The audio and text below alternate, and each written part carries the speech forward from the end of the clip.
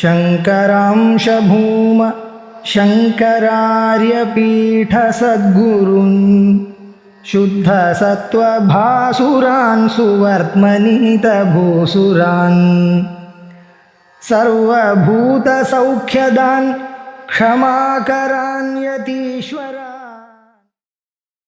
धृतराष्ट्रौवाच धर्मक्षेत्रे कुरुक्षेत्रे समवेतायुत्सवः मामकः पाण्डवाश्चैव किमकुर्वत सञ्जय. பகவத்கீதாபனிஷத்து முதல் ஸ்லோகம் திருதராஷ்டிரவாச்சான்னு ஆரம்பிச்சு தர்மக்ஷேத்திரேன்னு ஆரம்பிக்கிறது. பகவத்கீதையில ஒரு ஸ்லோகம் வாசிச்சாலே போறோம்னு சொல்லியிருக்கோம். இந்த பகவத்கீதா 700 ஸ்லோகங்கள்ல தனியாக ஒரு கிரந்தமாக நமக்கு அமைக்கப்பட்டிருக்கு. ஒரு தனி கிரந்தம்னு அதுக்கு ஒரு மங்களம் வேணுமே அப்படின்னு ஒரு சந்தேகம் வரலாம். வஸ்துதா பகவத்கீதையானது பகவானால சொல்லப்பட்டதான பகவத்கீதையானது 8ஆம் அத்தியாயம் 10வது ஸ்லோகம் அசோத்யானந்தோச்சமுல இருந்து ஆரம்பிச்சது. அங்கிருந்தா பாக்கியமே. அதுக்கு முன்னால இருக்கிற பகுதி எல்லாம் அர்ஜுனுடைய அழுக, அவர் அழுதார், அதுக்காக ஒரு உபதேசம் பண்ணினார். அப்படி அந்த அர்ஜுனுடைய அழுக ஸ்வரூபத்தை பாக்கியக்காரர் அதுக்கு விசாரமா பாக்கியம் பண்ணல. ஆக்சுவலா பகவான் சொன்னது எங்கிருந்து ஆரம்பிக்கிறது? 2ஆம் அத்தியாயம் அந்த அசோத்யானுங்கிற ஸ்லோகத்துல இருந்து. அதுக்கு முன்னால் ஸ்ரீ பகவான் வாச்சான்னு இருக்கு. அதனால பகவத் ஸ்மரணம் அங்கே சொல்லப்பட்டிருக்கு. ஆகையால் அதுதான் மங்களம். ஒரு சமாதானம். 2வது சமாதானம் பகவத்கீதை மங்களம் வேண்டாம். ஏன்னா பகவத்கீதை ஆரம்பிக்கலையே, அது முதல்ல மகாபாரதம் தான் ஆரம்பிச்சிருக்க. மகாபாரதம் சொல்லும் பொழுது நடுவுல இது வந்திருக்கு. ஆகையால் அங்கே சொன்னதான மங்களமே இதுக்கும் பொருந்தும். 2வது சமாதானம். அப்படி இல்ல சார், சமாதானம் தனியே சொல்லணும் நீங்க அப்படின்னு கேட்டா, இந்த இடத்துல திருதராஷ்டிரவாச்சான்னு சொல்லியிருக்காரோ இல்லையா, அதான் மங்களம். திருதராஷ்டிரம்னு சொன்னா அவருக்கு பேரு. ஆனா திருதராஷ்டிர சப்தத்துக்கு என்ன அர்த்தம்? திருதம் ராஷ்டிரம் ஏனா, யாரால் இந்த உலகமெல்லாம் தரிக்கப்படுகிறதோ ஏனஜாட்டா நிஜேவந்தே அப்படின்னு பிரம்மஸ்வரம். திருதராஷ்டிர சப்தத்தினால ரூடியா திருதராஷ்டிரனை சொன்ன போதிலும் எஜனா மரியாதையாக பரமேஸ்வரனை குறிப்பதனால் பரமேஸ்வரன ஸ்மரண ரூபமான மங்களம் இங்க இருக்கு. இப்படி மங்களம் ஆனது. அந்த பதங்களுக்கு ஸ்லோகங்களுக்கு அர்த்தம் பார்ப்போம். திருதராஷ்டிரவாச்சா கர்மக்ஷேத்ரே குருக்ஷேத்ரே சமவேதாயுத்சவः மாமகாः பாண்டவாச்சைவ கிமகுர்வத சஞ்சயா. ஹஸ்தினாபுரத்துல திருதராஷ்டிரர் இருக்க. அந்த ஹஸ்தினாபுரத்துல இருந்து 20 கிலோமீட்டருக்கு அண்ணாண்ட குருக்ஷேத்திரம் யுத்தம் நடக்க. அந்த குருக்ஷேத்திரத்துல நடக்கக்கூடியதான யுத்தம் தான் அறிந்து கொள்ளணும் எனக்கூடியதான ஆசை திருதராஷ்டிரருக்கு இருக்கு. ஏன்னா அவர் ரொம்ப கவலையோட இருக்க. தன்னுடைய 100 பிள்ளைகளுக்கும் தம்பியினுடைய 5 குழந்தைகளுக்கும் சண்டை நடக்க. தனக்கு உள்ளூர துரியோதனாதிகள் ஜெயிக்கணும்னு ஒரு ஆசை இருக்கு. ஆசைக்கு காரணம் என்ன? தனக்கே ராஜ்யம் வரல. உறவி கருடனாக இருந்ததனால் ராஜ்யம் தனக்கு வராம போயிடுது. தனக்கு நியாயமா வர வேண்டியது. ஏன் தான் தான் முதல்ல பிறந்த பெரிய பிள்ளைக்கு தான் ராஜ்யம் வரணும். ஆனா தனக்கு 2 கண்களும் இல்லாததுனால ராஜ்யத்துக்கு அனர்ஹம் ஆயிட்டார். அதுக்காக பாண்டு தம்பியா இருக்கிறவன் ராஜ்யத்துக்கு வந்தார். இப்ப அந்த பாண்டுவானவர் காலமாயிட்டார். அவளுடைய பிள்ளைகளுக்கு ராஜ்யம் கொடுக்க வேண்டியதான சந்தர்ப்பம் வந்தது. ராஜ்யம் பாதி ராஜ்யம் கொடுத்தார். ஆனா பிறகு என்னாச்சு? அவளுக்குள்ள சண்டை போட்டு அதுக்குள்ள தாயங்கள்லாம் ஆடி கடைசியில அந்த ராஜ்யத்தையும் துரியோதனன் குடுங்கிட்டு வச்சிருக்கார். இப்ப இந்த துரியோதனனும் ராஜாவாகவே இருக்கணும்ங்கிற இவருக்கு அபிப்பிராயம். ஏன்னா தனக்குதான் கிடைக்கல, தன் பிள்ளைக்காவதும் கிடைக்கட்டும் அப்படிங்கிற அபிப்பிராயம். அவர் தர்மத்தை பார்க்கல, ராஜ்ய காட்ச ஜாஸ்தியா இருக்கு. அதனால்தான் அவருக்கு திருதராஷ்டிரம் காரண பெயர் இல்ல, சரியான பெயர். ஏன்? அந்த ராஜ்யத்துல பணத்துல அவ்வளவு ஆசை. மனுஷனுக்கு இந்த பணம் புகழ் இதுல ஆசை இருக்க பட்ச பதவி அது ரொம்ப கஷ்டமா இருக்கு. அது இருக்கிறதுனாலதான் திருதராஷ்டிரனும் மாண்டான், ரொம்ப சிரமப்பட்டார். இந்த திருதராஷ்டிரர் என்ன கேட்கிறார், இதுதான் என்ன நடக்கிறது, யாரு யாரும் அடிக்கிறா, அது அப்பப்ப நான் தெரிஞ்சுக்கணும், என்ன எல்லாம் முடிஞ்ச பிறகு தெரிய போறது என்ன, அது வரைக்கும் டென்ஷன் நம்ம அப்பப்ப தெரிஞ்சுக்கணும் அப்படின்னு தம்பியா இருக்கக்கூடியதான வியாசாச்சாரியரை கூப்பிட்டார். வியாசாச்சாரியன் மகா தபஸ்வி. அவர்கிட்ட இது போல எனக்கு இது போல அப்பப்ப விஷயம் தெரியணுமே அப்படின்னு கேட்கும்போது அங்க இருக்கிற சஞ்சயனை கூப்பிட்டார். அந்த சஞ்சயனுக்கு விசித்திரமான ஒரு சக்தியை கொடுத்தார். என்ன சக்தி? எங்கேயோ குருக்ஷேத்திரத்தில் நடக்கக்கூடியதான யுத்தத்தை அநேக கோணங்கள்ல தாங்கள் பார்த்து அதை திருதராஷ்டிரனுக்கு சொல்ல வேண்டியது. தங்களுக்கு இங்கேயே தெரியும், கண்ணை மூடிதான் உங்களுக்கு தெரியும். டிவி பார்க்கறதுக்கு கண்ணை திறந்துதான் நீங்க பார்க்கணும். கண்ணை மூடிட்டு உட்கார்ந்தாலே உங்களுக்கு எல்லாம் தெரியும். எந்தெந்த கோணத்துல யார் எங்க யுத்தம் பண்ணிட்டு இருக்கா எல்லாம் உங்களுக்கு தெரியும் அப்படின்னு அனுகிரகம் பண்ணினார். இதை சொல்லிவிட்டு திருதராஷ்டிரர் உங்க சஞ்சய் எல்லாத்தையும் சொல்வான்னு சொல்லி அவர் தபத்துக்கு போயிட்டார். இப்பொழுது திருதராஷ்டிரர் கேட்கிறார், என்ன யுத்தம் ஆரம்பிக்க போறது, முதல்ல இருந்து சொல்லுங்க ரன்னிங் ஆமெண்ட்ரி அப்படி. கிரிக்கெட் மேட்ச் எல்லாம் மேட்ச் ஆரம்பிக்கிறதுக்கு முன்னாலேயே 1 மணில இருந்து பேசிட்டு இருப்பான். பார்த்தீங்களா, மனுஷனை கட்டுப்படுத்துறதுங்கிறது இப்படி ஆரம்பிச்ச பிறகு சொல்லப்படாதோ, முதல்ல இருந்தே என்னமோ ஊர்ல இருக்கிற வம்பெல்லாம் பேசிட்டு இருப்பான். அதே போலயே இன்னும் ஆரம்பிக்க போல அதுக்கு முன்னாலேயே திருதராஷ்டிரனுக்கு அவசரம் கேட்கிறார். தர்மக்ஷேத்ரே குருக்ஷேத்ரே சமவேதாயுஸ்தவ மாமகா பாண்டவா செய்வ கிமகுர்வத சஞ்சயா.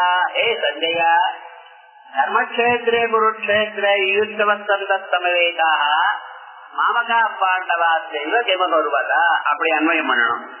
ஏ சஞ்சயரே, தர்மக்ஷேத்திரமான குருக்ஷேத்திரத்தில் அந்த ஊருக்கு குருக்ஷேத்திரம்னு பேர்.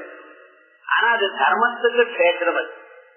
தர்மத்துக்கு கஷேத்திரமா இருக்கிறதுனால துரியோதனும் கெட்டவனா இருந்தவனும் அந்த ஸ்தான மகிமையினால் அங்கே போய் நாம் பண்றது அட்டுழியம், ஆகையால் தர்மபுத்தருக்கு ராஜ்யத்தை கொடுத்துருவோம் அப்படின்னு சந்திய ஆரம்பிச்சு விட்டாரோ. அப்படி ஆரம்பிச்சா ராஜ்யம் போயிடுமே. சில சமயத்துல ஸ்தான பலமும் ரொம்ப ஜாஸ்தி. ஒரு இடத்துக்கு போனோமே ஆனால் அங்க இருக்கிற சூழ்நிலைகள் எல்லாம் மனுஷனுடைய மனசை மாற்றிவிடும். அப்படி துரியோதன் ஏமாந்து போய் ராஜ்யத்தை கொடுத்துட்டானோ அப்படின்னு ஒரு கவலை. அப்ப ராஜ்யமெல்லாம் தர்மபுத்தருக்கு போயிடும். இல்ல தர்மபுத்திரத்து குருக்ஷேத்திரத்துக்கு வந்த பிறகு தர்மக்ஷேத்திரமாச்சு பார்த்துருப்பேன், என்னாலத்தானே இத்தனை பேரும் நாசமாக போற, வேண்டாமே நமக்கு அப்படின்னு வைராகிய நிவர்த்தி தர்மத்தை கையாண்டு அது கொடுத்துடலாமே, அப்ப நம்ம பையன் ஜெயிப்பானே. இதுவா அதுவா, கேட்கிற பையன் இப்படி வருமா அப்படி வருமா அப்படின்னு மனசுல கவலை. ஆயன் தர்மக்ஷேத்ரே குருக்ஷேத்ரே யுத்தம் பண்றதுக்குன்னு ரெடியா இருக்கா. யுத்தவா யோத்துமிஸ்தவா யுத்தம் பண்ணணும் என்று வந்திருக்கிறவா சமவேதாக ஒன்னா சேர்ந்திருக்கா. யாரு? மாமகா, மமகாரம் இருக்கு. என் பிள்ளைகள் எல்லாரும் நம்ம குழந்தைகள் தானே, தப்பி குழந்தைகளா இருந்தாலும் நம்ம குழந்தைகள் தானே அப்படின்னு ஒரு எண்ணம் இருக்க வேண்டாமா பெரியவருக்கு? இல்லையே, என் பிள்ளைகள். ஏன்னா என் பிள்ளைகள்னா மமகாரம் ஜாஸ்தியா இருக்கு. மாமகா பாண்டவா செய்வ கிமகுர்வத சஞ்சயா. ஏ சஞ்சயரே, என்ன பண்ணிட்டா அப்படின்னு. இப்ப கிமகுர்வதான்னு சொல்றதுல என்ன அர்த்தம்? துரியோதனம் ராஜ்யத்தை கொடுத்துட்டானா, இல்ல தர்மபுத்திரர் வேண்டான்னு யுத்தத்தை பின்வாங்கிட்டு போனாரா, இல்ல யுத்தம் ஆரம்பிச்சாரா, அந்த யுத்தமானது எப்படி, இத்தனை விவகாரங்களும் மனசுல வச்சுட்டு கேட்டார் சஞ்சயர். பார்த்த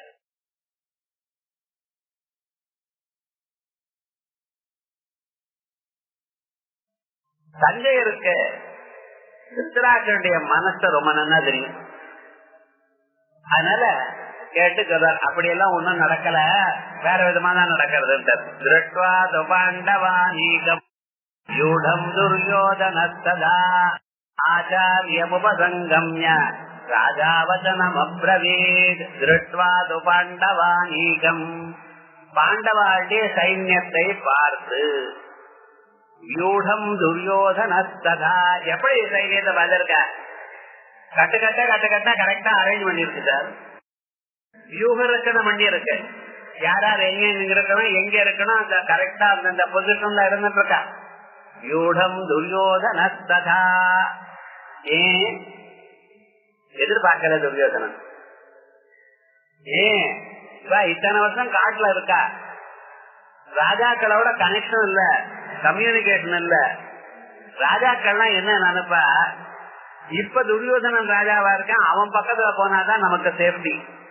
ஒண்ணுமே இல்லாத காட்டுல இருக்கக்கூடியவா, இத்தனை வருஷமா ஒரு பிராக்டிஸும் இருக்காது, யுத்தம் பிராக்டிஸ் ஒன்னும் இருக்காது, அந்த மூலங்களை சாப்பிட்டு இருந்தா சத்திரியனுக்கு வீரியம் போயிருக்கும். ஆகையால் இப்படிப்பட்ட வாழோட சேர்ந்தோமையானால் நமக்கு கெடுதல் தான், நமக்கு ஜெயம் வராது அப்படின்னு நினைச்சிருந்து எந்த ராஜாவும் அந்த பக்கம் போயிருக்க மாட்டான். அவளுக்கு சைன்யமே இருக்காது. மொத்த சைன்யம் 100-150 பேர் இருப்பான். ஒரே நாள் 1 மணி நேரத்துல கொண்டுட்டு வந்துடலாம் அப்படின்னு பிளான் பண்ணாமா. இங்க வந்து பார்த்தா 7 அட்சௌணி சௌக்கிய சைன்யம் இருக்கு. இந்த பக்கம் இவாளுக்கு 11 அட்சௌணி, 7 அட்சௌணி சைன்யம் அவளுக்கு இருக்கு. அந்த சைன்யத்துக்கு முன்னால திருஷ்டத்யும்னன் சேனாபதியா நிக்கிறான். அடேப்பா, இவ்வளவு சைன்யமா, எவ்வளவு பேரு, எத்தனை மகாரசாலாம் இருந்துட்டு இருக்கா அப்படின்னு நடுங்கி விட்டான். யூடம் துரியோதனஸ்ததா. நடுக்கம், பயம், எதிர்பாராம இருக்கிற நிலை. இப்படி இருக்கும் பொழுது என்ன பண்றது?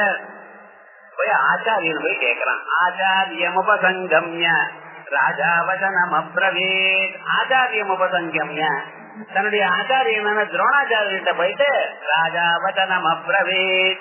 ராஜா துரியோதனா, அப்படி ராஜா துரியோதனா ததா பாண்டவானீகம் வியூடம் திருட்வா ஆச்சாரியம் உபசங்கம்ய வசனம் அப்ரவேத். அப்படி அருமை பண்ணணும். எனக்கு பகவத்கீதையில சில எல்லா ஸ்லோகத்திலும் சொல்ல வேண்டாம், சில ஸ்லோகத்துல மாட்டிப்பள் வசனம் அன்வயம் சொன்னாதான் சரியா வரும். இல்லன்னா சில ஸ்லோகத்துல அஸ்மகமாகாது, சில பதங்களை சேர்த்துட்டு தான் அன்வயம் சொல்ல வேண்டி இருக்கும். அதனால இப்ப என்ன சொன்னார்? ராஜாவான துரியோதனன் என்ன இப்பொழுது அவன் சிம்மாசனத்துல இருந்துட்டு இருக்கான், ராஜான்னு பேர் வச்சுட்டு இருக்கான். இருக்கட்டும், ராஜா துரியோதனா என்ன பண்ணார்? பாண்டவானீகம் வியூடம் திருஷ்வா. பாண்டவாட்டிய சைன்யம் வியூக ரச்சனையா இருக்க. சைன்யம்னா அப்படி இல்லை சார், ஜெயிக்கிறதுக்கு வேண்டியதான டாக்டிக்ஸ் எப்படி இருக்கோ அப்படி தயார் பண்ணி இருக்கான் திருஷ்டத்யும்னன். அந்த பக்கம் சேனாதிபதியாக திருஷ்டத்யும்னன் நிக்கிறான். அவன் அந்த கரெக்டா பொதுல நிக்க வச்சுன்றது பார்த்து ஓஹோ பெரிய ஆள் சார் அப்படின்னு கண்டுபிடிச்சுட்டார். இப்ப நம்ம ஜெயிக்கிறது ஒரு சந்தேகமான நிலைக்கு வந்தாச்சு. ஏன்னா இவ்வளவு சைன்யம் இருக்காதுன்னு நினைச்சா அவ்வளவு சைன்யம் இருக்கு, அவளுக்கு ஒண்ணும் தெரியாதுன்னு நினைச்சா இங்க வந்து பார்த்தா யுத்தத்துக்கு தகுந்தா போல எப்படி இருக்குமோ அப்படி சொல்லியிருக்க. துரோணாச்சாரியர் என்னென்ன விவகாரங்கள்லாம் சொல்லியிருக்காரோ அது முழுக்க அங்க நிக்கிறது. நம்ம சைன்யத்துல பார்த்ததுன்னா அது வேற விதமா இருக்கு, தெரியல பைத்தியம் அவனுக்கு. இந்த துரோணாச்சாரியோட கெட்டிக்காரர் பீஷ்மாச்சாரியர். அவர் சேனாதிபதியா இருந்து கொண்டு அவர் அத்தனையும் அங்கே தயார் பண்ணி வச்சிருக்கார், அநேக வியூகங்களை தயார் பண்ணி வச்சிருக்கார். அது தெரியல அவனுக்கு. துரோணாச்சாரியர் சொன்னதெல்லாம் இங்க நிக்க வச்சிருந்து பார்த்து நடுங்கி விட்டான். நடுங்கி விட்டு பயம் வந்தது. ஒரு ராஜா என்ன பண்ணணும் சந்தர்ப்பத்துல? இன்னொருத்தர இங்க கூப்பிடணும், தான் இடத்தை விட்டு போகப்படாது. ராஜ்யத்தினுடைய ஒரு பரிஸ்திதி என்ன அப்படின்னு கேட்டா, ராஜா தன்னை இடத்தை விட்டு நகர்ந்து போகப்படாது. ஒரு பெரிய ஆபீசரா இருக்கிறவர் ஏதோ ஒரு காரியம் பியூன் இருக்கிற இடத்துல போய் கேட்கலாமோ? அவர் இங்க வான்னு சொல்லணும். ராஜாவா இருக்கிறவர் என்ன பண்ணிருக்கணும்? துரோணாச்சாரியில வான்னு கூப்பிட்டு இருக்கணும். அதான் ராஜ மரியாதை. நீங்க குருவா இருந்து படிக்கிற காலத்துல அவர் இடத்துக்கு போங்க, நமஸ்காரம் பண்ணி போங்க, அப்படித்தான் கத்துக்கணும். குரு இருக்கிற இடத்துல குருவை போய் தத்ரிஜ்ய பிரணிபாதேன பரிப்பிரஸ்னேன தேவையா உபதேசந்திதே ஞானம் ஞானின தத்துவதர்சினா. அதோட இல்லாமல் அந்த ராஜா அந்த குருவானவர் குருமேவ அபிகச்சே, குருவை நம்ம கூட்டு வந்து பாடம் சொல்ல நினைக்க முடியாது, குரு இருக்கிற இடத்துக்கு ஓடணும் அப்படின்னு சொல்றது. அது எப்பொழுது? பாடத்தை பத்திக்கிற காலத்துல. இப்ப துரோணாச்சாரியரும் ஒரு ராஜா, தானும் ஒரு ராஜா, தான் தான் பெரியவர். துரோணாச்சாரியர் சிற்றரசர். அப்படி இருக்கும் பொழுது அவரை நீங்க என்ன கூப்பிடணும்? கூப்பிடாம நீங்க ஓடி போற எதற்காக? பயம் வந்துருது. இந்த பயமான சந்தர்ப்பத்துல நாம் அவர்கிட்ட தான் போகணும் அப்படின்னு போனான். போயிட்டு ராஜா வதனம் அப்ரவீத் அவர்கிட்ட சொன்னார். என்னத்த சொன்னார்? பாத்தீரா சுவாமி, இவ என்ன நடக்கிறதேன்னு சொல்ல போறார். இந்த இடத்துல வதனம் அப்ரவீத், பாடுன்னு சொல்லணும். ஒருத்தர பாட்டு பாடுன்னு சொல்லலாமா? பாட்டு பாடாம என்ன பாடு, வேற எதை பாட போறா? ஆடுன்னு சொல்லணும். ஒரு டான்ஸ் ஆடுன்னு சொல்லக்கூடாது. அப்ப என்ன, பாடுனாலே பாட்டு பாடுன்னு அர்த்தம். அப்ரவீத்னு சொன்னாலே வசனம் அப்ரவீத்னு தான் அர்த்தம். ஆனா ராஜா வசனம் அப்ரவீத் ஏன் சொல்றார்? ஒரு பேச்ச பேசினார்னா, பேச்சு பேசாம காய பேச முடியும்? என்ன சொல்றது? பேச்சு பேசினாருங்கிற அது பேசுறதுல தெரியணும். அனாவசியமா பேசும், ஒரு வார்த்தையும் அனாவசியம் வரப்படாது.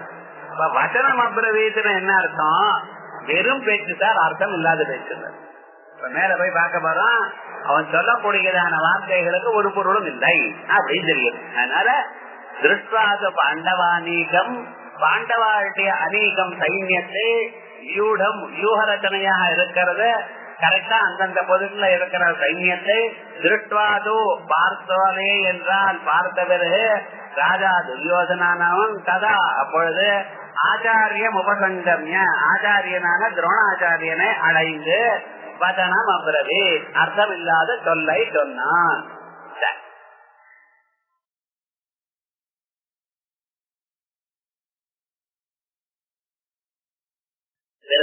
பத்யைதாம் பாண்டபுத்ராணாம் ஆச்சாரிய மஹதீம் சமூம் யூடாம் திரபதபுத்ரேண தவ சிஷ்யேண தீமதா.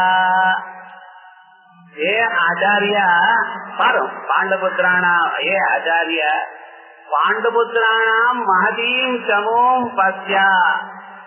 எப்படிப்பட்ட ஜமும்? திரபதபுத்ரேண தவ தீமதா சிஷ்யேண வியூடாம் மஹதீம் சமூம் பத்யா அப்படின்னு நன்மை. ஏ ஆச்சாரியா, அவரை ஆச்சாரியன்னு கூப்பிட்டு சொல்றார், பாண்டபுத்திரானாம் மஹதீம் சமூம், பாண்டபுத்திராளுடைய இவ்வளவு பெரிய சைன்யத்தை நம்ம என்ன கால்குலேட் பண்ணினோம்? சாதாரணமா கொஞ்சமா இருக்கும். மஹதீம் சமூம் கண்ணுக்கு என்ன தூரத்துல இருக்க, இங்க இருந்து பார்த்தோம்னா அக்கறை தெரியலையே, ஒரு பெரிய சமுத்திரம் மாதிரின்னா இருக்கு. அவ்வளவு பெரிய சைன்யத்தை சம்பாதிச்சு விட்டாள. அவ்வளவு சைன்யத்தை எத்தனை பேர் நம்மளை கொண்டுள்ளாமோ அவ்வளவு சைன்யம் தான் அவளுக்கு இருக்கு. மஹதீம் சமூம், அவ்வளவு சைன்யத்தை பாருங்க. எப்படி? யூடாம் திரபதபுத்ரேண. அதோட மட்டும் இல்ல சார், அவ்வளவு சைன்யத்தையும் யுவரச்சனை பண்ணிருக்கானே. திரபதபுத்ரேண திருஷ்டத்யும்னு சொல்ல மாட்டேங்கிறான். திருபத மகாராஜாவுடைய பிள்ளை.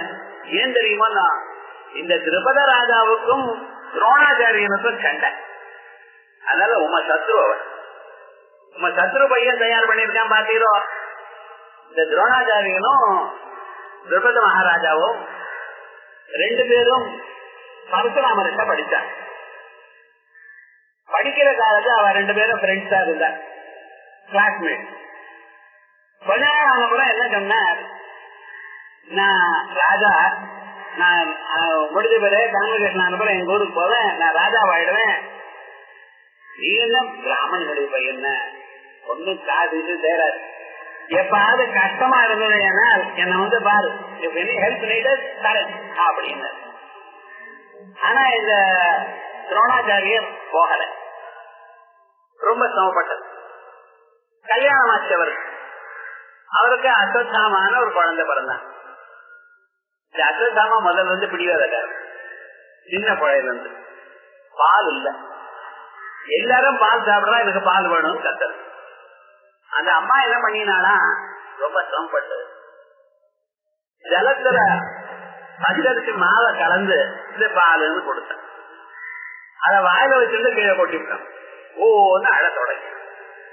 இத கண்டதுமே அவருக்கு தரித்திரத்துக்கு மேல ஒரு கோபம் வந்து, இவ்வளவு படிச்சோம், இவ்வளவு சாஸ்திரம் வாசிச்சோம், என்ன ஆச்சு? ஒன்னும் தேவையே சார், இந்த காசு இல்லாம இந்த தரித்திரங்கள் இவ்வளவு கட்டமா இருக்க அப்படின்னு நினைச்சிருந்து ரொம்ப சிரமப்பட்டு. சரி, இது மேல நம்ம மானத்தை பார்க்கப்படாது. காசு இல்லைங்கிற சமயத்துல மானத்தை பார்த்தோம்னா காசு சேராது. நமக்குன்னு பரவாயில்ல, ஆசைக்காரின்னு பரவாயில்ல, ரெண்டு பேரும் கஷ்டப்படலாம். குழந்தை கஷ்டப்பட்டா தாங்க முடியல அவரால. அந்த புத்திர ஸ்நேகம் நேர திருபத மகாராஜா கிட்ட போய் கேட்கிறார், இதுவரை வந்திருக்கேன், நீங்க தான் சொன்னீங்க ஒரு காலத்துல கஷ்டம் வந்தா கிட்ட வாங்க சகாயம் பண்றேன்ட்டு, கொஞ்சம் காசு கொடுத்தா தேவையில்லையே. ஆனா அந்த துருபத மகாராஜா கோபம் வந்துட்டு, என்ன ஒரு ஏழை பிராமணன் என்னோட படிச்சேன்னு 4 பேர் இருக்க சபையில சொல்றாங்க. என்ன விவகாரம்? நான் எப்படி ராஜாவா இருந்துட்டு இருக்கேன், சபைக்கு வந்தா தரணும், தனியா வந்து பார்க்க வேண்டாமா, இது கொடுத்துருக்கலாமே, 4 பேர் இருக்க இப்படின்னு சொல்லிட்டு இருக்கானே அப்படின்னு கோபம் வந்துருது.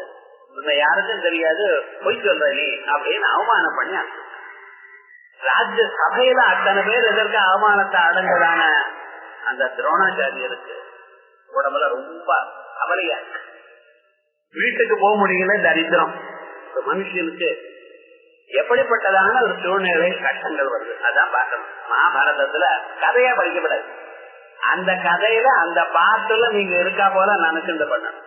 இப்படி ஒரு கஷ்டம் வேதாத்தியனம் பண்ணி சாஸ்திரங்கள்லாம் அத்தியனம் பண்ணி மகா தபஸ்வியா இருக்கக்கூடியதான அவருக்கு இந்த கஷ்டம் வந்து வீட்டுக்கும் போக முடியல, எங்கேயும் போடணும்னு நடந்து போயிட்டே இருக்காரு. திக்கு தெரியாம நடக்கிறார். அவர் காலமே நடக்க ஆரம்பிச்சவர் ஒரு 11 மணிக்கு அவர் பாட்டுக்கு போயிட்டே இருக்காரு. சாயங்காலம் 5 மணி எந்த பக்கம் போறேன்னு கவனிக்கல அவர், அப்படி போயிட்டு இருக்காரு. போகும் பொழுது இந்த பாண்டவாள் 5 பேரும் இந்த கௌரவாள் எல்லாரும் சேர்ந்து விளையாடிட்டு இருக்கா. விளையாண்டு இருந்தவா அவளுடைய பந்து கணத்துல விழுந்துருக்கு.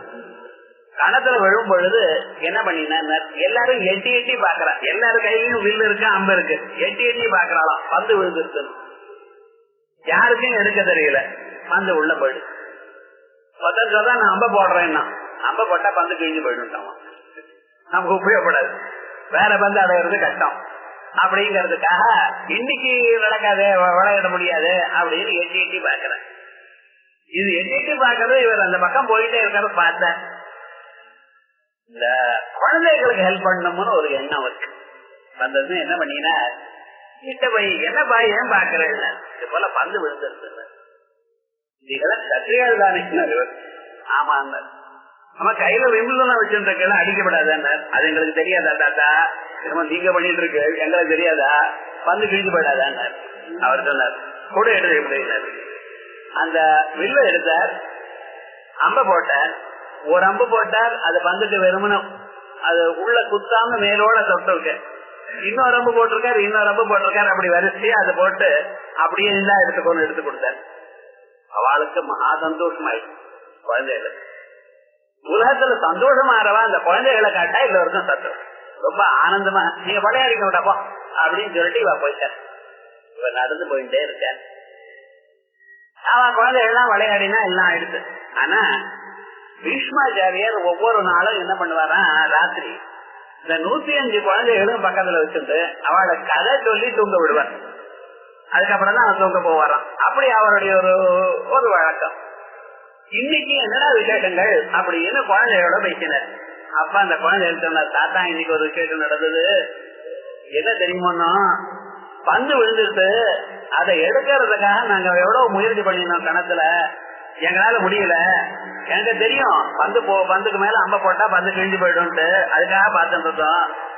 ஒரு பெரியவர் வந்தார், எங்க கையில இருந்து வில்ல வாங்கிட்டு அந்த பந்தை தொடரா போல வச்சிருக்காரு குத்தல.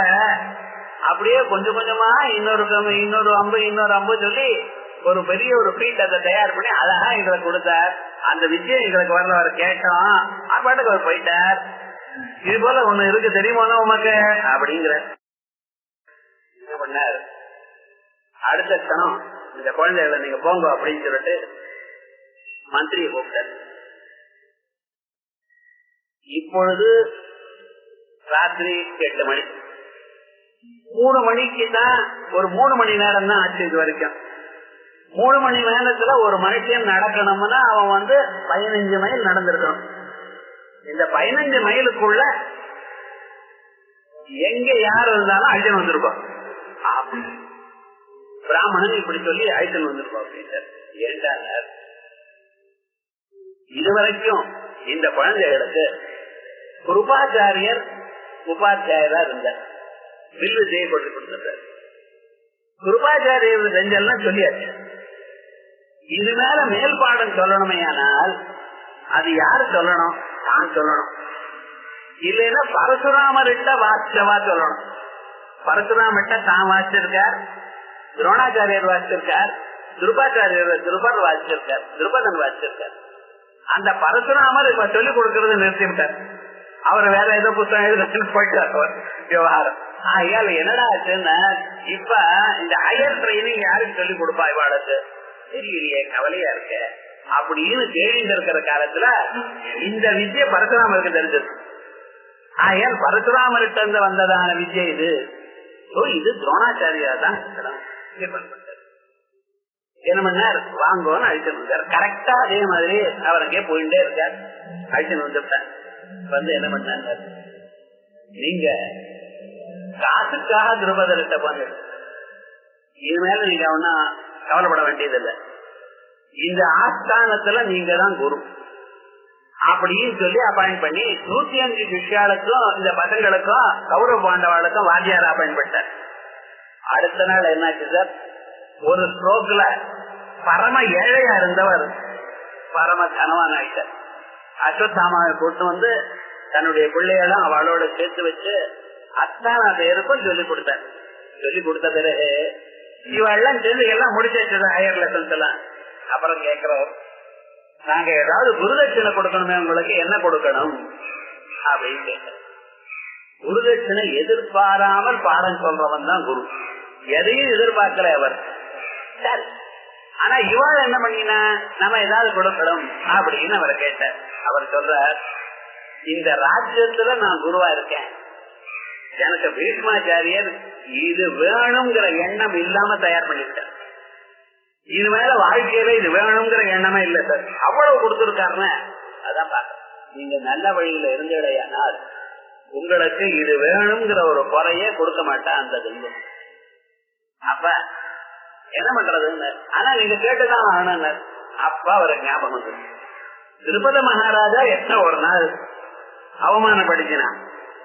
நீங்க போய் திருப்பதி மகாராஜாவோட சண்டை போட்டு அவரை புடிச்சுன்னு வாங்க அப்படின்னு எது பார்த்தீங்கன்னா குருதட்சணைன்னு 105 விஷயம் ஓடினார். ஆனா திருப்பதி மகாராஜாவுடைய அம்பு விடுற லாகவம் பார்த்தீங்கன்னா அந்த அம்பு விட ஆரம்பிச்சதுன்னா அத்தனை பேரும் பின்னால் ஓடி வந்துட்டாங்க. என்னடா இவன் அம்ப எடுத்து வில்லுல பூட்டி அதை லட்சியம் பண்ணி பாக்குறதுக்குள்ள 4 அம்பு வந்து அறுத்து விடுறது. அப்படி இருக்கும் பொழுது அர்ஜுனன் ஒருத்தன் தான் என்ன பண்ணினானா, இவன் இன்னொரு அம்பு போடுறதுக்கு முன்னால அவருடைய வில் 4 கயிறை அறுத்துட்டான். அவன் 4 கயிறு கட்டுறதுக்குள்ள குதிரையை கொடுத்துட்டான். இப்படி இது பண்ணி திருப்பதராஜாவை தோக்கடிச்சு விட்டான். மீது பேர் எல்லாரும் ஓடி வந்துட்டான், தர்மபுத்திரர் உட்பட எல்லாரும் ஓடி வந்துட்டான். இவர் மட்டும் அவரை ஜெயிச்சு பேர் தக்கலை கட்டி ஆட்சின்னு வந்தாச்சு. வந்த பிறகு குருவிட்ட கொண்டு வந்து கொடுத்துட்டார். அப்ப குருவிட்ட கொடுத்ததுமே குரு என்ன பண்ணீங்க, அவரை கூப்பிட்டு அப்பா விவாகத்த விவாதத்த சமயோரேவ சோகதே, 2 சமமாக இருக்கணும்னு நினைச்சேன். ஒரு காலத்துல நான் ரொம்ப தாழ்ந்ததான ஒரு நிலையில இருந்தேன், அந்நிலையில நீ என்ன அவமானப்படுத்தின. இப்ப நம்ம 2 பேரும் ஃப்ரெண்டா தான் இருக்கணும். ஏன்னா முதல்ல ஃப்ரெண்டா தானே இருந்தோம் ஸ்கூல்ல, இப்ப நடுவுல தானே இந்த பாப்பம் வந்துருது. இப்ப நாம 2 பேரும் சௌக்கியமா இருக்கணும்னா என்ன பகுதி, 2 பேரும் சமானமா இருக்கணும். ஆகையால் உன் ராஜ்யத்துல பாதி ராஜ்யம் எனக்கு கொடுத்து அப்படின்னு பாதி ராஜ்யத்தை வாங்கிட்டு அனுப்பிச்சு விட்டார். அனுப்பினதுமே அவர் என்ன பண்ணினார், இருந்தா போல இருந்து ஒரு மனுஷனுக்கு பாதி ராஜ்யம் போச்சுன்னா எவ்வளவு கவலை, எவ்வளவு கோபம். நேரா போனா ராஜ்யத்தை மந்திரிகளை கொடுத்து விட்டார். தபஸுக்கு போயிட்டார். எல்லாத்தையும் சாதிக்கிறது தபசு தான். மனுஷனால அடைய முடியாத பதார்த்தங்களையும் சாதிக்கக்கூடியது தபசு தான். அப்படின்னு பரமேஸ்வரன் ஜபம் பண்ண போயிட்டார். பரமேஸ்வரன் கேட்கமான என்ன வேணும்னு கேட்டார். பரமேஸ்வரன், இந்த துரோணாச்சாரியர் எனக்கு இவ்வளவு அவமானத்தை பண்ணினார், தாங்க முடியல. அந்த துரோணாச்சாரியரை கொல்றதுக்கு ஒரு பையன் வேணும். பரமேஸ்வரனுக்கு ஒரு மனுஷனுக்கு கோபம் வந்தா எப்படி, பரமேஸ்வரன் பிரச்சனை ஒன்னு அனுகிரகம் வேணும்னு கேட்டிருக்கலாமோ இல்லையா, எனக்கு முக்தி வேணும்னு கேட்டிருக்கலாமோ இல்லையா, இல்ல எல்லாரும் ஜெயிக்கலாம் அப்படின்னு அதெல்லாம் கேட்கல. அந்த துரோணாச்சாரியர் மேல இருக்கக்கூடியதான ஒரு கோபம், இது ஞாபகம் வச்சுக்கணும். நம்ம பாரதம் வாசிக்கிறதுக்காக நம்ம நினைக்க வேண்டியது யாராவது நம்ம மேல நமக்கு அவமானப்படுது கெடுதல் பண்ணினா அவளை நீங்க மறக்கணும். மறக்காம நீங்க அவளுக்கு மேலேயே கோபத்தை ஒரு மூலையில வரவழைச்சுன்றது இல்லையானால் அது அங்கேயே இருக்கும், ஒரு நாள் மேல வரும். அதனால மறுபடியும் பாபம் வர்றதுக்கு சார். அதனால யார் நமக்கு அபகாரம் பண்ணினாலும் அடுத்த கணம் மறந்துருக்கும். அவ மறுபடியும் மறுபடியும் வந்தாலும் சரி நீங்க கேர்ஃபுல்லா இருக்கும். அவ்வளவுதான்.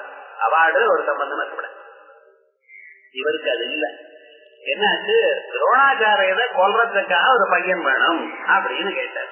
சரி, அந்த அர்ஜுனன் என் மேல சண்டை போட்டானே, பரசுராமருக்கு பின்னால அடுத்த கணம் பார்த்தது யுத்தத்துல அவன் தான். பரசுராமர் எப்படி யுத்தத்தை பண்ணுவாரோ அது மாதிரி அந்த ஹஸ்த லாகவம் இருக்குத, அந்த கையால வில்லு எடுக்கிறதோ, அது அம்ப எடுக்கிறதோ, வில்லுல போட்டுறதோ, லட்சத்தை பாக்கிறதோ, அடிக்கிறதோ ஒன்னும் தெரியல. அது சைமல்டேனியஸா நடக்கிறது, அவ்வளவு வேகமா நடக்கிறது. ஒவ்வொரு அம்பும் லட்சத்தை வேதிக்காம திரும்பி வரல. இவ்வளவு பிராக்டிஸ் பண்ணிருக்கான்னு அவன் நிஜமாகவே தெரியவன். ஆகையால் அவனுக்கு கல்யாணம் பண்ணி கொடுக்கறதுக்கு ஒரு பொண்ணு இப்படி கேட்டுட்டார். சரின்னு கொடுத்தாரு. அந்த திருஷ்டத்யும்னன் என்ன பண்ணினாரா, அவர் பிறகு அந்த திருஷ்டத்யும்னனுக்கு பாடம் சொல்லி கொடுக்கணும் இல்லையோ, அப்பா பாடம் சொல்லி கொடுத்தா சரியா வருதா, போப்பாங்கிறான், வந்து உட்கார மாட்டேங்கிறான். ஏன்னா செல்லமா இருக்கு, யார கிட்ட அனுப்புறதுன்னு. உலகத்துல இனிமே அனுப்புறதுன்னா 2-3 பேர்கிட்ட தான் அனுப்பலாம். ஒண்ணு பரசுராமர்கிட்ட அனுப்பல, அவரும் இப்ப ஸ்கூல் க்ளோஸ் பண்ணிட்டார், தமசு போயிட்டாரு. நான் ஏதோ சூத்திரம் எழுதுறேன் போயிட்டாரு சார். இப்ப வேற வழி இல்ல. பீஷ்மாச்சாரியர்கிட்ட அனுப்பல, பீஷ்மாச்சாரியர் சொல்லிக் கொடுக்க மாட்டேன். ஏன்னா நான் ராஜாவா இருக்கேன், ராஜகாரியங்களை பாத்துக்கணும்ட்டு. அடுத்தது துரோணாச்சாரியர் ஒருத்தர் தான் இருக்க, இவர்கிட்ட சொல்லிக் கொடுக்கணும். அதனால என்ன பண்ணாரு, இந்த ஸ்கூல்ல கொண்டு வந்து சேர்த்துட்டார். இப்ப என்னாச்சு, துரோணாச்சாரியர்கிட்டே சேர்த்தார். அவ எங்க பிறந்தார், துரோணாச்சாரியரை கொல்றதுக்காகவே பிறந்திருக்கானவன். அவரை துரோணாச்சாரியர்கிட்டயே சிஷ்யனா தயார் பண்ணி கொடுத்தார். இந்த விஷயம் இவருக்கு துரோணாச்சாரியருக்கு தெரியும். இவன் பிறந்ததே துரோணாச்சாரியரை கொல்றதுக்காகத்தான் வரத்தோட பிறந்திருக்கான்னு. இருந்தாலும் துரோணாச்சாரியர் அதான் பிராமணிய லட்சணம்.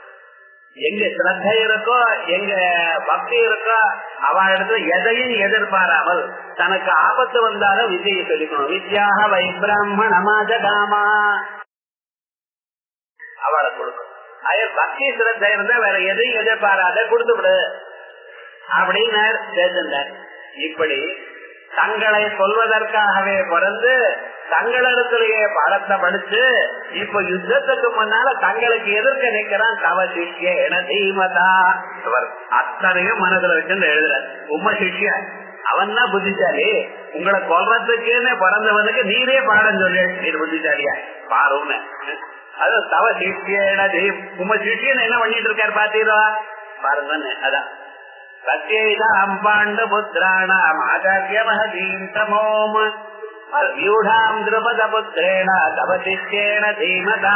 இப்படி நேரோட அர்த்தம். பாண்டபுத்திரானாம் ஆச்சாரியா, உன்ன ஆச்சாரியா நினைச்சேன். நீர் அவளுக்குன்னு ஆச்சாரியம், எங்க கிட்ட காசு வாங்கிட்டு அவளுக்கு எல்லாம் சொல்லி தெரியும். அதனால பாண்டபுத்திரானாம் ஆச்சாரியா இந்த சைன்யத்தை பார்க்கும் அப்படின்னு வியஞ்சன அர்த்தம்.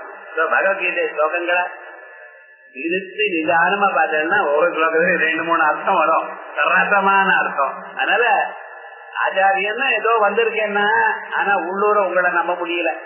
ஏண்டான்னா இப்படிப்பட்டதான ஒரு ஆள ராஜ்யத்துல வச்சுட்டு வந்தா என்ன நடக்கும்? உம சிஷ்யனுக்கே நீங்க சீக்கிரட் எல்லாம் சொல்லி கொடுத்து அவன் என்னடானா உம மேலேயே யுத்தத்துக்கு வந்து அப்படி பண்ணிட்டு இருக்காங்க. நீங்க எப்படி இருக்கணும், உங்களை ப்ரொடெக்ட் பண்றதுக்கு சிலது நீங்க வச்சுக்க வேண்டாமா? ஏன்னா அது சத்திரிய தர்மம், பிராமண தர்மம் இல்ல. நீங்க தைசாத்த பிராமணா இருக்க, என்னாக்க சத்திரியனா கிடந்ததுன்னா சீக்கிரட் எல்லாம் தெரியும் உமக்கு. இது எல்லாத்தையும் சிஷியனுக்கு சொல்லிக் கொடுத்துட்டு அவன் என்னடானா உமக்கு மேலேயே யுத்தத்துக்கு வந்திருக்கான்.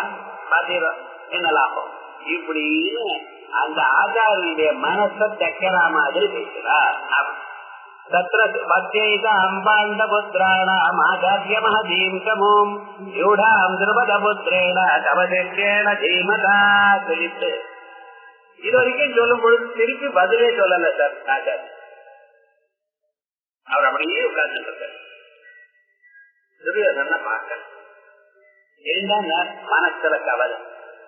4 பேர் எதிர்க்க இப்படி ராஜாவா இருக்கிறவன் நம்ம சொல்றான்னா மனசுல கவலை. டக்குனு சிஷ்யன் மேல கோபமும் வரல. ஏன்னா அவருக்கு கோபம்ங்கிறது சுபாவம் இல்ல. கோபத்தை ஜெயிச்சு எல்லாருக்கும் சொல்லிக் கொடுத்தாரு. கோபம் வர வராது டீச்சர் போஸ்டுக்கு லாய்க்கல. ஏன்னா கோபம் தான் முதல்ல 2 அடிச்சுட்டாருன்னா அந்த சிஷியன் ஓடி போயிடுவோம். ரொம்ப பொறுமை இருக்கணும் சொல்லிக் கொடுக்கிறவாடு. அந்த பொறுமைக்கே ஒரு நிதியா இருக்கக்கூடியதான அவர் இவர் பார்த்தார். இவரோட சண்டை போட்டுருக்கார். இவருடைய தகாத வார்த்தை பேசிட்டு இருக்கார். குரு நடந்தது இப்படி பேசப்பட குரு முங்கிரத்திய சொங்கிரத்து விக்ரம் நிர்தித்யவாததா ஸ்மகானே ஜாயதே புருஷா காக்கா கற்போபி செய்தான். இப்படி பண்ணிடுவானுக்கு அடுத்த ஜன்மா மயானத்துல காக்கா கழுகு உட்காரக்கூடியதான ஒரு மரம். அது தவிர வேற ஒண்ணும் கிடையாது. ஒரு பழமும் கிடையாது, ஒரு நிழலும் கிடையாது. அது எதுக்கும் பிரயோஜனமாக யாரும் வரமாட்டா. அப்படிப்பட்டதான மரம் தான் இவனுக்கு ஜென்மா இருந்தாலோ நான் கூச்சப்படாது. ஒரு பிராமணனா இருந்து ஒரு வார்த்தை சொல்லிவிட்டேன்னா அவன் அதை அஃபெக்ட் பண்ணாலும் பண்ணும். பெட்டர் நம்ம கோச்சிக்காம இருக்கணும். அப்படியே நிக்கிறார். ஒருத்தர் நம்ம பேசிட்டே இருக்கும் பொழுது அவன் பதில் சொல்லலைன்னா கோபம் ஜாஸ்தி ஆயிடும். இது 1/2 மணி நேரம் மாமி வந்து வச்சுட்டே இருக்கா. அப்படியே இது தவற வச்சுட்டு இருக்கான்னு உட்கார்ந்துட்டு இருக்காரு. நல்லா அனுப்புற ஆச்சா அப்படின்னு வச்சுங்களேன். இன்னொரு லட்சம் ஆரம்பிக்கும். அப்பவே பதில் சொல்லிட்டேன்னு வச்சுங்களேன். இன்னொரு காத்துக்காதுன்னு கத்திட்டு போயிட்டே இருப்பாரு வரும். ஆனா என்னடா பேசாம இருக்கா. இவர் பேசாம இருக்கிறதுனால அவருக்கு இன்னும் பேச வேண்டியது. 4 பேர் எதிர்க்க ஒரு அவமானம் பண்ணிட்டாருங்கிற அபிமானத்துல அது இருக்கப்படாதுங்கிறதுக்காக மறுபடியும் பேச தொடங்குறான். அந்த மறுபடியும் பேச தொடங்குறாங்கிறது அடுத்த ஸ்லோகம்